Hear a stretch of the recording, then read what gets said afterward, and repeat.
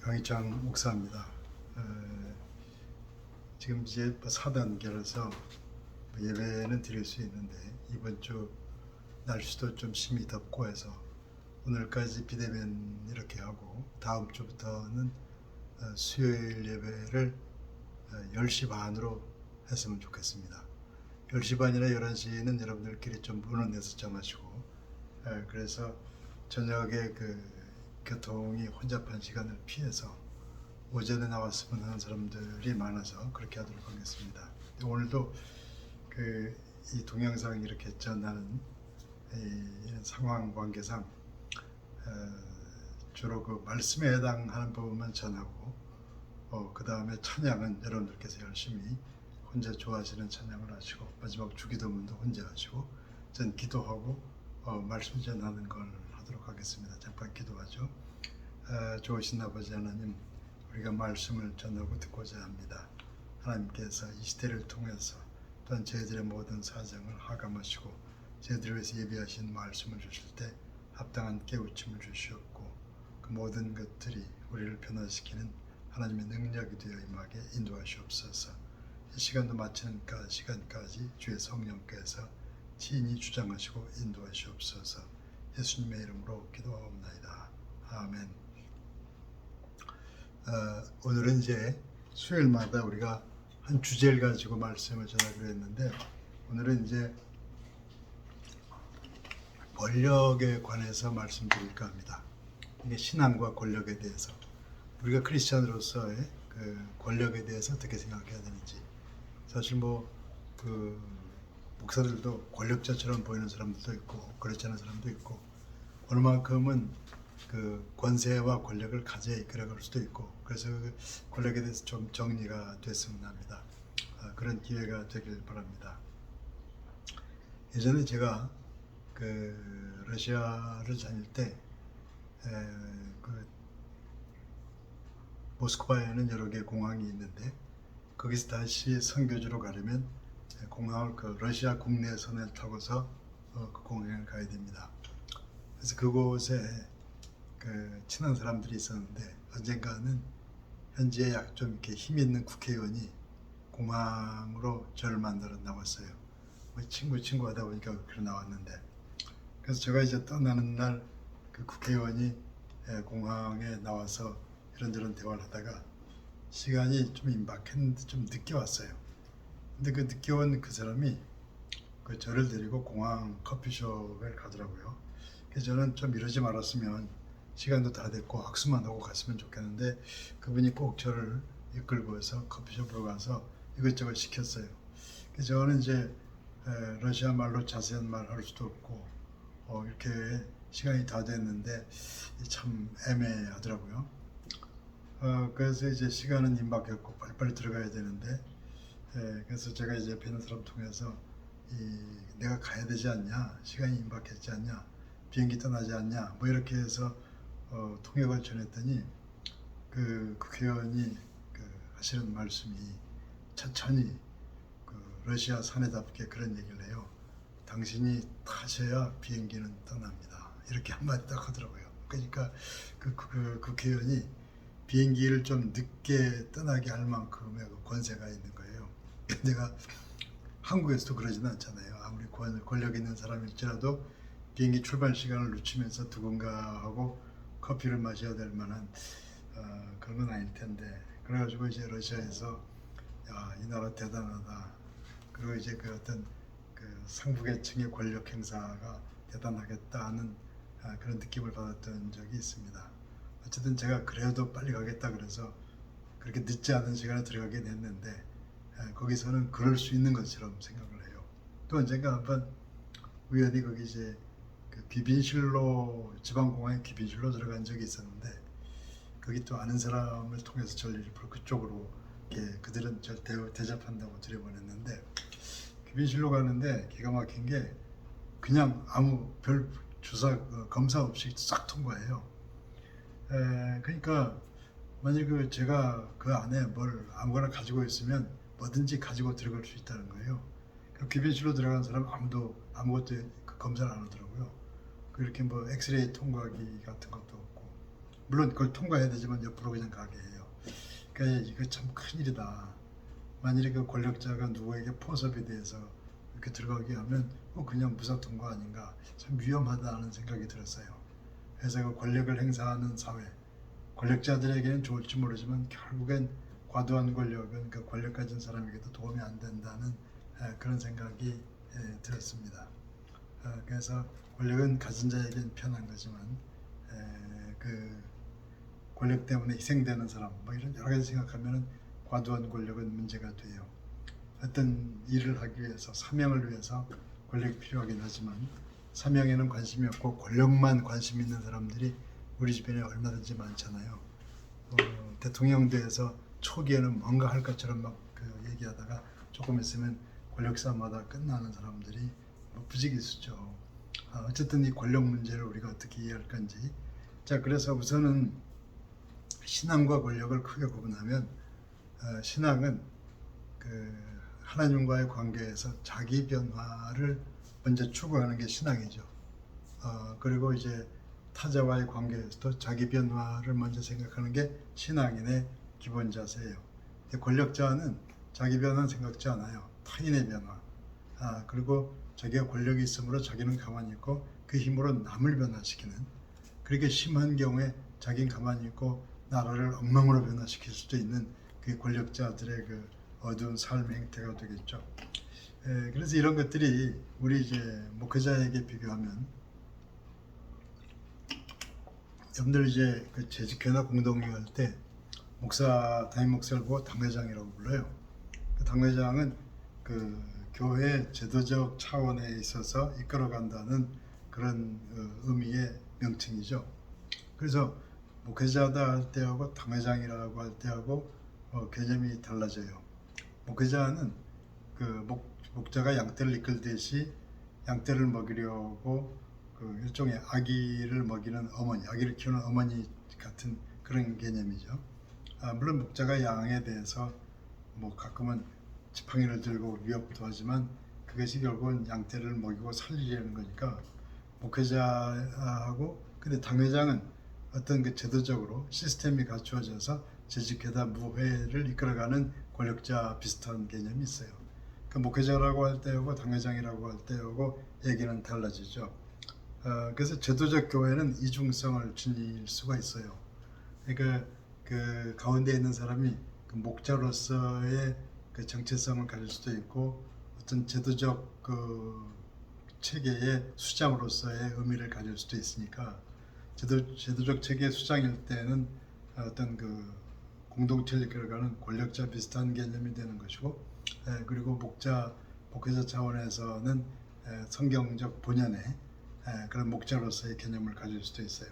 그 제도는 그것이 그 제도 자체가 교회가 제도일 때 신앙과 권력의 이중성을 지닐 가능성이 있어요. 이중성이라고 그 나쁜 의미는 아니에요. 때로는 어떤 그 권력 위주의 뭔가를 해야 될 일이 있어요. 다스리기도 해야 되고 뭐 권징 같은 것도 있고, 그리고 이제 일반적으로는 신앙의 일을 해야 되겠죠. 그래서 신앙을 유지하기 위해서 어떤 공동체 유지를 위해서 최소한의 제도 유지라든가 어떤 이끌어가는 권력, 이게 당연히 필요하죠. 근데 만일에 그 제도와 이런 것들이 권력 자체가 과도하게 세속화돼서 신앙의 영역을 침범할 때는 문제가 되죠. 그래서 만일에 이제 그 목회자들이 신앙을 잃고 양심을 잃으면은 제도적 권력자처럼 돼서 뭐 세상에 제도적 수장들 못지않게 그런 게 되는 거겠죠. 그래서 자기 성공을 추구하고 이런 것들은 그런 쪽으로 갈 수가 있어요. 그래서 제도와 권력 그리고 목자와 신앙 이런 것이 대비되는 걸 알 수가 있습니다. 그래서 만일에 그런 제도적 성격이 과도해지게 되면, 극대화되면은 사실은 신앙을 배신하게 되죠. 그 제도적인 시스템을 과도하게 밀고 나간 지점에 로마 카톨릭 같은 체계가 있어요. 사실 교황은 그 제도적 시스템의 정점에 꼭대기에 있는데 그 교황하고 사실 예수 그리스도는 닮지 않았어요. 그들은 뭐 지상에서 그리스도의 대리자다 뭐다 하지만 사실은 그 제도적 권력 체계의 우두머리라고 얘기해야 되지, 그가 그리스도다 이렇게 말하는 건 참 안 어울리는 얘기예요. 그래서 그 마태복음 26장에 한번 성경 말씀을 보시도록 하죠. 마태복음 26장에 보시면 그 마지막에 대제사장이 예수님을 그 취조하고 최종적인 판결을 내리는 그런 말씀이 나옵니다. 마태복음 26장에 62절부터 68절까지 말씀 제가 잠깐 읽어드리죠. 대제사장이 일어서서 예수께 묻되 아무 대답도 없느냐, 이 사람들이 너를 치는 증거가 어떠하냐 하되, 예수께서 침묵하시거늘 대제사장이 이르되 내가 너로 살아계신 하나님께 맹세하노니 내가 하나님의 아들 그리스도인지 우리에게 말하라. 예수께서 이르시되 내가 말하였느니라.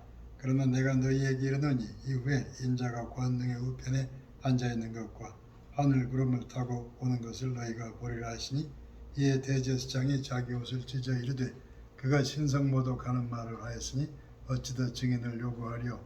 보라, 너희가 지금 이 신성모독하는 말을 들었도다. 너희 생각은 어떠하냐?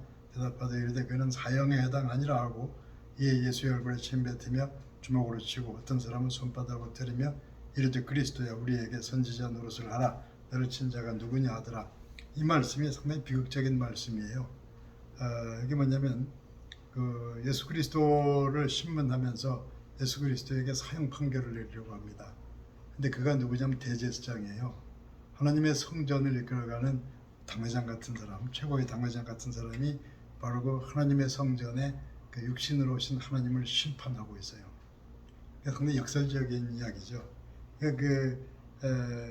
그 제도가 하나님을 위한 제도라고 하는데 실제 내용은 하나님의 아들을 그 육신으로 오신 하나님을 죽음으로 몰아가고 있다는 얘기예요.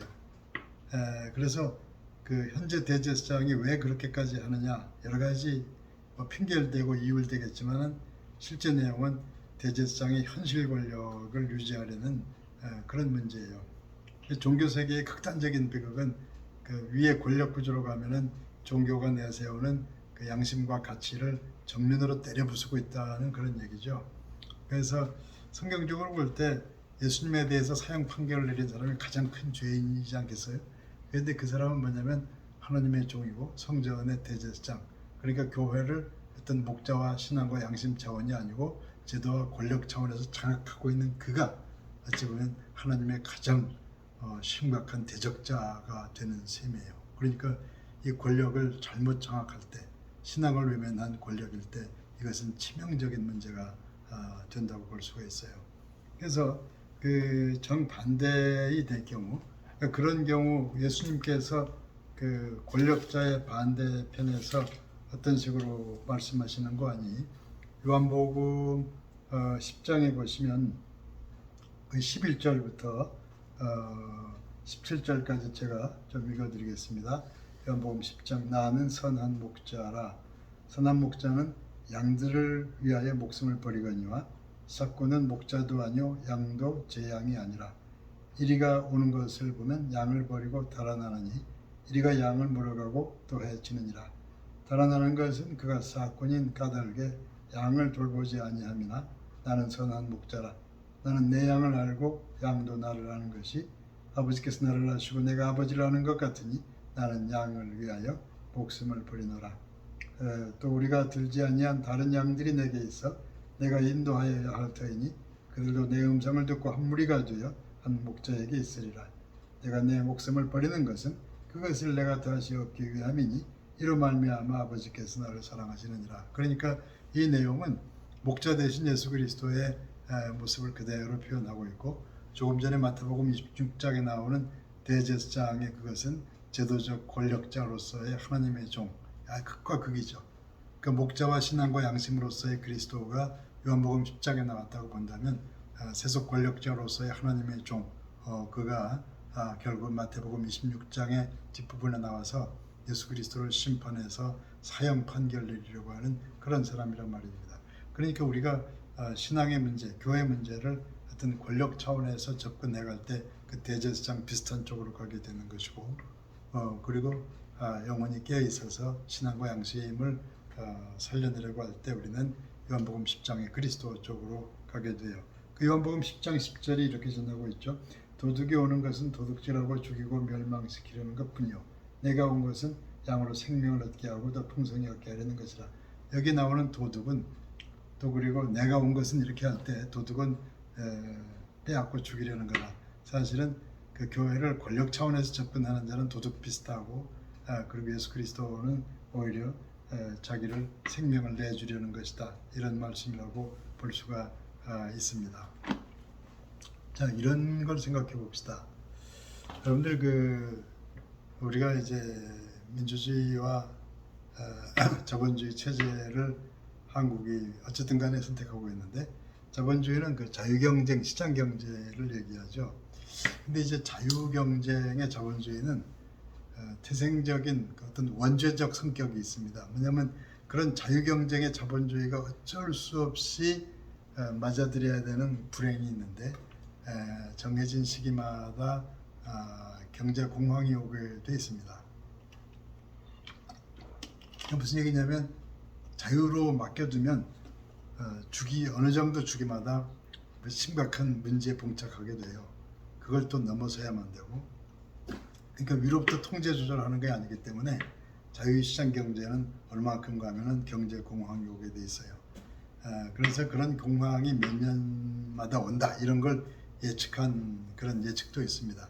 콘트라테프라는 말을 한번 여러분들 나중에 인터넷에서 검색해 보면 콘트라테프 주기라는 말은 그 자유경쟁의 자본주의가 주기마다 공황을 겪을 수밖에 없는 그런 맥락에서 콘트라테프 주기란 말을 씁니다. 얼마 전까지는 그런 주기를 대략 짐작을 했는데 지금은 좀 사회가 더 복잡해져서 예측마저도 좀 힘들다 그래요. 그래서 주글라프 주기나 콘트라테프 주기는 그런 얘기입니다. 자, 이게 그러니까 자유경쟁의 자본주의의 원죄는 경제공황이라고 했는데 왜 이 말씀 드리는 거 아니? 어떤 권력은 말이죠. 자기 확장의 욕망을 지니고 있어요. 권력자는 끝없이 확장을 추구한단 말이죠. 그래서 권력을 가진 자는 어쨌든 간에 권력을 키우려고 해요. 권력을 가진 자는 스스로 포기하고 겸손하기 어렵습니다.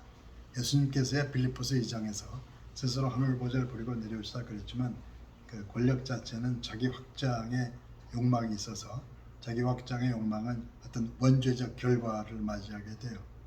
그러니까 끝없이 자기 확장을 추구하는 욕망을 지닌 권력자는 결국에 가서는 스스로 파멸하게 돼 있어요. 그러니까 독재자들이 영원히 하나님 나라까지 독재할 수 없잖아요. 그래서 어느 지점에 가서 빅뱅을 맞이해요. 그러니까 끝없이 확장을 추구하는 권력자는 마지막에는 무언가에 의해서 쓰러지게 된다는 얘기죠. 그래서 그런 권력자의 자기 확장, 권력의 자기 확장의 욕망은 원죄적인 방향성, 파멸로 갈 수밖에 없다. 그래서 권력자들, 그러니까 한국 교회에서도 좀 이제 대형 교회 권력자처럼 살았던 사람들이 마지막에 추한 모습을 보이는 것은 그건 그만 그런 게 아니고 어쩔 수 없는 말로라고 볼 수가 있습니다. 물론 종류는 조금씩 다르지만 권력은 자기 확장, 더 높아지려고 하고 그러다가 결국은 자기 파멸로 간단 말이죠. 그래서 이제 물론 크리스찬들에게는 회개도 있고 변화도 있지만 그 권력 추구라는 건 그만큼 무섭다는 말씀이 됩니다. 그리고 짐승들끼리 싸울 때, 사자들끼리 싸울 때 싸움에서 어느 한 편이 이기면 적당한 시점에서 하나를 놔줘요. 이기면. 그러니까 싸우다가 막 죽이는 경우는 없어요. 근데 인간은 이겼다고 해놓고도 그냥 놔두지 않고 막 짓밟는 경우가 있죠. 그러니까 자기 확장을 추구하는 권력은 필요 이상으로 누구를 희생시킬 수가 있어요. 그래서 어두운 권력자의 욕심이 과도하게 밀고 나가서 그만하다가 내려와도 충분한 사람이 과도하게 국가 자체를 다 바꿔서 자기 권력을 위해서 국가의 미래, 백성의 이거 관심 없이 밀고 나가면 결국은 백성이 다 죽든지 자기가 죽든지 둘 중에 하나를 택하게 되겠죠. 그래서 인간 권력이 가지고 있는 참 어두운 본성, 그 본성이 가지고 있는 그 원죄적 결과 이런 것들을 잠시 말씀드린 거죠. 자, 그래서 그 지도자 이끌어가는 사람들에게는 사명이 주어지고 사명이 주어지면 어떤 권세도 주어져요. 사명과 어울러서 특권이 주어지죠. 그 리더만 가질 수 있는 특권. 그런데 그게 사명을 위한 특권이 돼야 되는데 주로 특권을 얘기할 때는 문제가 돼요. 그래서 바람직한 지도자는 권력을 그렇게 주장하지 않고 자기 할 일을 하죠. 예를 들면 어머니 같은 경우 어머니가 그렇게 권력 주장하지 않잖아요. 자기 할 일을 하죠. 당연히 어머니로서 너 이러면 되냐고 야단칠 수 있지만 오래 참고 기다리는 어머니. 예수 그리스도에게 있어서 뭐 그런 성격들이 드러나죠. 우리가 신앙생활에서 잘못할 때마다 예수님께서 오셔서 우리에게 징계하는 게 아니고 오래 참고 기다리시죠. 그런 거는 사명과 특권 사이. 그런데 이제 그 악한 그 리더마다 바람직하지 못한 리더마다 그 특권을 먼저 강조를 합니다. 뭐 좀 우스갯소리지만 옛날 교회에서 부흥할 때 보면은 그 부흥사들이 와서 뭐 성도들이 복사를 잘 모셔야 된다 그러면서 뭐 이것저것 막 요구하는 그 권력 위주, 권세 위주, 사명은 좀 뒷전이고 이건 좀 약간 그 옛날식 구식이고 좀 우스운 얘기죠. 자, 그런데 이제 이제 이런 걸 생각해 보죠. 사무엘과 사울 시대에 그 사무엘이 사울에게 순종이 제사보다 낫다는 그런 말씀을 전한 적이 있습니다. 사울이 하나님의 은혜로 이스라엘 첫 임금이 됐는데 뭐 사울은 신앙적인 연단 과정도 없고 호되는 멀쩡한데 그렇게 왕을 잘 해낼 수 있는 사람은 아니었어요. 그래서 이제 중간중간에 선지자를 통해서 하나님께서 말씀하시면 뭐 순종하는 것처럼 하지만 자기 속을 다 차리고 있어요. 그래서 어느 순간에 하나님 말씀을 이렇게 듣지 않고 제사는 겉으로는 막 하는 것 같은데 자기 따로 욕심이 따로 있고 그래서 사무엘이 사울 선지자에게 그런 말씀을 전해요. 당신이 스스로 작게 여길 때 낮추어 여길 때 하나님께서 당신을 왕으로 만드셨는데 그 이제 왕이 되니까 하나님을 거역하고 있다. 순종이 제사보다 낫다 하는 것은 뭐냐면 사울이 드리는 제사는 그 마음은 딴 데 있고 외적으로는 순종하는 것처럼 보이는 형식적 제사였어요. 여기서 순종은 하나님께 순종하려는 보이지 않는 마음 자세 그거죠. 사실 보이지 않는 순종은 사람들에겐 보이지 않아요. 그래서 겉으로는 잘 모르는 사람은 순종하는 것 같은데 실상은 순종하지 않고 있는 거죠. 이게 인간 사회 전반적인 비극이죠. 교회 다니는 많은 사람들이 겉으로는 크리스찬인 것 같은데 내면적으로는 자기 염려, 걱정, 자기 욕망, 자기에게 필요한 거 그러니까 하나님께 순종하는 거하고 겉으로 신앙인처럼 보이는 제사하고 형식적인 거하고 둘 사이에 그 내면적 순종을 강조하는 것이 바로 그 말씀이에요. 순종이 제사보다 낫다 이런 말씀. 그래서 제도적 형식적 순종보다 하나님께 순종하는 근본적인 마음이 있어야 돼요. 만일에 교회에서 어떤 교회법을 따르는데 신앙은 없다. 이건 참 난처한 문제예요. 근본적으로 신앙이 있어서 하나님을 사랑하고 교회법을 따르는 이런 게 돼야 될 텐데 뭐 이것저것 아는 건 많아서 교회에 대해서 보고 두고 정보도 많고 법도 잘 알아서 하나하나 겉으로는 걸리는 게 없어요. 근데 신앙은 없어요. 이건 참 불행한 경우죠. 당장에는 뭐 그런 사람들이 현실 속에서 사는데 어려움이 없어요. 그러나 때가 참에 하나님께서 그를 만나실 때 그는 하나님께서 긍휼히 여길 수 없는 그런 위치에 서게 되겠죠. 이런 경우가 있었습니다. 가끔 서울에서 결혼식장 부근에 큰 버스들이 와 있는 걸 볼 수가 있는데 그 버스들이 지방에서 온 버스들이 있어요. 그러니까 우리가 지금 뭐 서울에서 결혼하면 지방의 친척들을 모셔온다고 버스를 대절해서 이렇게 그 예식장 부근에 와서 그렇게 참석하고 다시 그 친지들을 지방으로 모셔가는 그런 경우가 있습니다. 흔히 그런 경우 있죠. 그래서 사람들이 많을 경우에 2대, 3대까지 오고 뭐 한 대 오고 뭐 이렇게 하는 경우가 있는데 물론 요즘은 코로나 때라서 많이 올 수가 있지만 많이 올 수가 어렵겠지만 말이죠. 제가 무슨 말씀 드리는가 하면 제가 다니던 선교지가 조금 전에 그 국회의원이랑 뭐 공항 얘기했던 선교지가 모스크바에서 비행기 타고 한 3시간 가까이 가는 곳이에요. 저쪽 이제 카스피해 쪽인데. 근데 이제 그 지역에서 뭐 러시아에도 그렇잖아요. 그 지역에 있지만 모스크바에 가는 사람 친척도 있고 다 붙어져 있죠. 우리가 뭐 지방에서 결혼하면 서울 사람도 내려오고 하듯이. 근데 이제 제가 놀란 게 뭐냐면 분명히 그 지방 도시에서 결혼하는데 모스크바에 있는 친지 손님들을 모셔오는 건데 그렇게 하기 위해서 그냥 당일치기 하기 위해서 모스크바 공항에 비행기를 대절해요.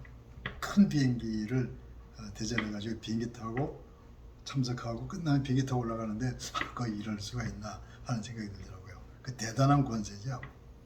근데 이제 그렇게 대단한 권세를 가지고 이렇게 결혼을 했는데 그 외적으로 대단하잖아요. 비행기까지 동원해가지고. 그런데 그런 결혼이 뭐 좀 잘못되고 하면 참 그렇게 안타까운 일이죠.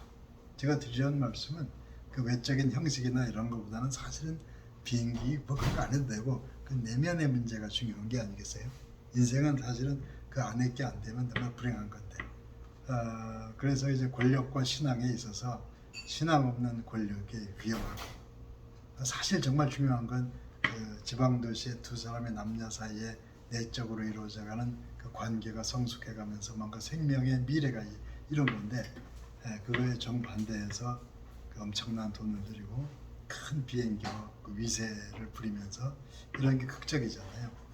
그 현대교회에서도 그 비행기처럼 크고 뭐 확장이 됐는데 그 안에 양심이나 신앙은 메말라서 교회 분교가 나면은 끝없는 법정 투쟁하고 이런 문제가 그런 사태와 좀 관련이 된다고 생각이 돼서 그 말씀을 드렸습니다.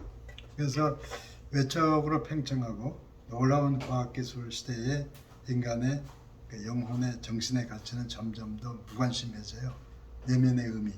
그러니까 코로나 시대에 정신없이 돌아가는 이런 미래 어떻게 살아가느냐 비대면의 시대마다 하다 보니까 우리가 평소에 기도하면서 마음속에 있는 평강과 양심의 가치 이런 걸 소홀히 여기는 게 아니냐. 그런 걸 상징적으로 전하는 말씀이 이사야서 53장 6절에 이렇게 나오죠.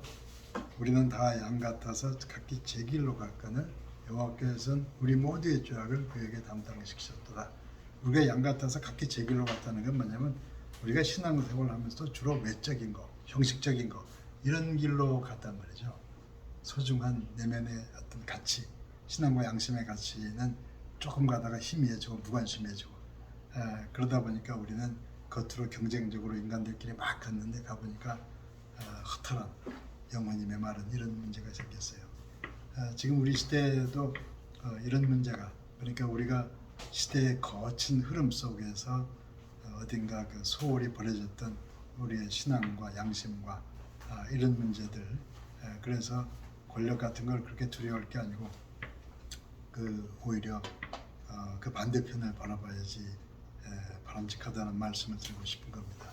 아무리 큰 권력이라도 때가 되니까 쫓겨날 준비를 하면서 그 권력을 비우려고 별 수를 써갈 때 죄는 점점 커져가고 마지막에 다가올 리스크는 더 커지기 때문에 그걸 막기 위해서 더 큰 악을 범해야 되고 그런 사람들에게 신앙이나 양심은 기대할 수가 없고 그러니까 그들을 결코 부러워할 게 아니고 우리가 이 시대에 외적으로 좀 초라하고 여러 가지 물질적으로 어려울지는 모르지만 우리 내면에 있는 그리스도와의 관계에 조금 더 관심을 기울이다 보면 필요한 것들은 하나님께서 여러분들에게 채워주시리라고 믿습니다. 그런 믿음을 가지고 덥고 어려운 시대를 잘 헤쳐나가기를 바랍니다.